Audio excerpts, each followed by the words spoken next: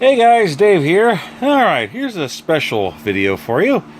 Now, as I've mentioned in my last video, Hurricane Irma is currently a Category 5 in the Atlantic, and its current path is having it head toward Florida. I am in Central Florida, which I'm not looking forward to this, but right now everyone's saying that the state needs to prep for a hurricane, but don't panic. That's always going to be important.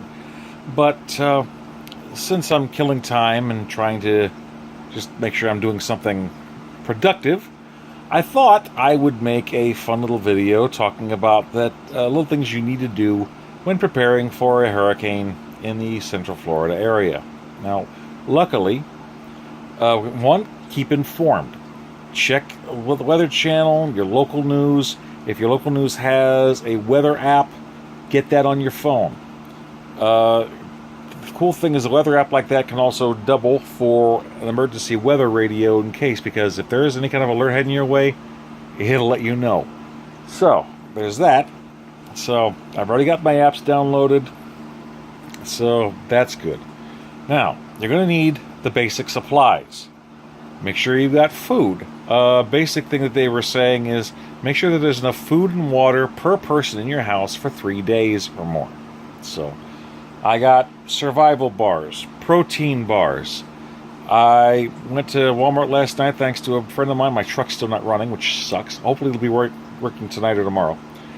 And I got like a dozen of the last big bottles of water they had. I would have rather got a case, but they were picked clean, man. This was all I could get my hands on.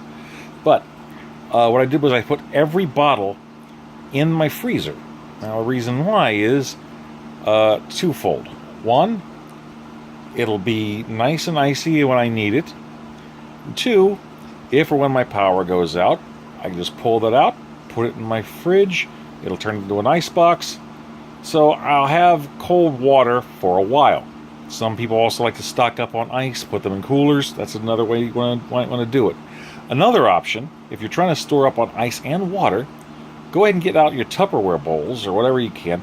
Fill those up with water and then put them either in your refrigerator or freezer. That way you'll have potable water to drink and even clean yourself up with if need be.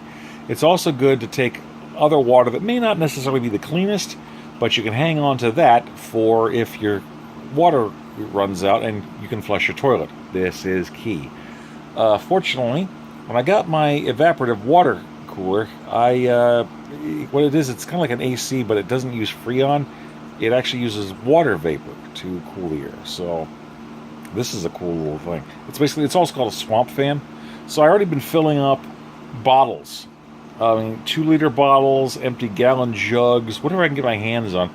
Rinsing them out, filling them up. So I've got a good supply of water, both to drink, to clean myself with, and if necessary, to flush the toilet. So that's important. Let's see. Food, like I said, I've got quite a bit of dried goods here. Beef jerky. That's a must for me. I got some trail mix. The only bread left on the shelves were hot dog buns. Did I get hot dogs? No. But I got a big thing of peanut butter. And I already got a loaf of bread earlier this week before everything went crazy. So, if I run out of loafed bread, that's fine. I'll make long peanut butter sandwiches. I don't care. Oh, and jelly too. So, yeah. So, you've got food. You've got that. Medical supplies if you need them. Painkillers. Band-aids. Antiseptic stuff. Fortunately, because of my dialysis, never thought I'd say that before, but because of that, I got a good supply of medicine. I go to this pharmacy at Publix, so they automatically redo a lot of my stuff there, so I've already got a good supply for that. I've got emergency contact numbers if that's necessary, and hopefully when I get my vehicle back, I'll be able to properly stow it. Yeah, it's a good idea to also have a bug-out bag just in case. Just the bare essentials, whatever you need. Unfortunately for me and my dialysis stuff, I've also got, mine's a little more substantial, so I need my truck to be able to haul all the crap, including, if the power goes out, I've got some manual bags I can exchange, so I don't have to depend on my cycler. So that's a plus. For backup power, you need to make sure you got a way to keep your phones charged. A lot of people I talk to, they've been saying, I'll just use my car or my truck. I'll just plug it in there, which is good. But even your vehicle battery could run out. So I've got a couple different power banks. I guess this is my old one I got here. The light switch on it broke, so I got a second one here that's actually more up to date. It's still good for an extra power source, though. Plus, I picked up a crap ton AA batteries a while back, and these little railback power devices. What they do is you can put 4 AA batteries in there, and you can plug that into your phone or your tablet and use those to charge your device. So, I got my device charged. I've also downloaded something called Degoo. Degoo is 100 gigabytes free storage, so you can back up your files. If you have any important papers you need to take care of, that's a good thing to do. Also, it's a good idea to make a photocopy, or just take a photo with your phone, and save that stuff in something you can get access to. That way, you'll be able to pull it up, and it'll be easier to get your records just in case the worst happens. Also, in case the cell phone's towers go down, which will suck, but it is possible.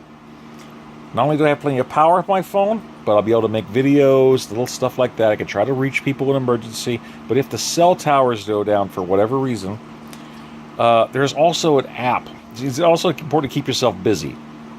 My neighbor told me about an app called Showbox, where you can download some of the latest TVs and movie stuff. It may not be legal, sorry. But I got a couple things stored up just in case I'm not able to communicate, or my cable goes out, or my power goes out. So I've got that for entertainment. Plus, I've got a ton of role-playing game books and comic books and stuff here. Things you don't require power for. So I've got that to keep me busy. Hell, I can make characters by the ton for various things just to, have the backstories and stuff like that, or just read some of my favorite stories again. It's, I'm prepared for this.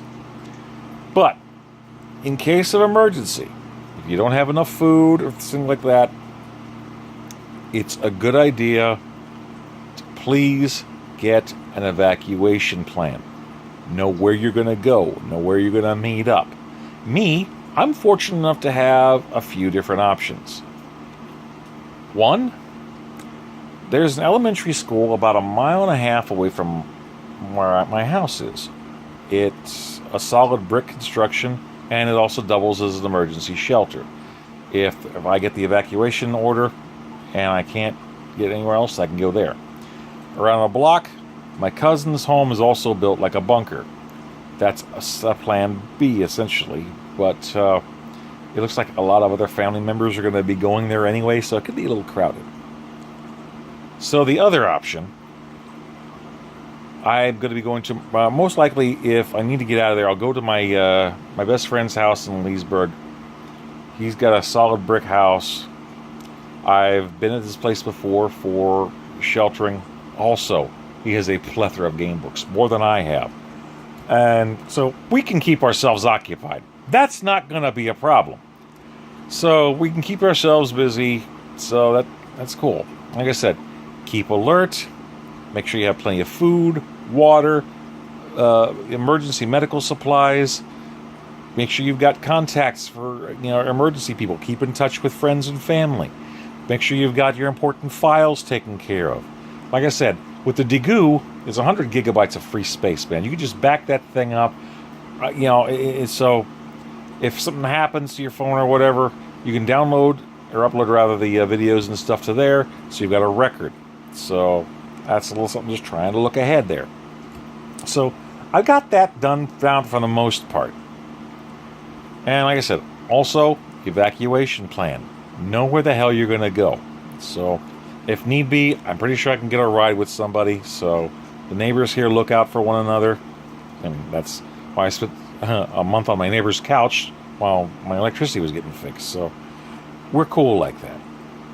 So I just want to say right now, according to the way the path is going, hopefully, the worst we're going to get is a lot of rain and wind, maybe tropical storm, maybe even hurricane force wind, but I'm not directly supposed to be in the worst part of it. South Florida is going to, and I've got friends there. Please, please take care of yourselves, guys.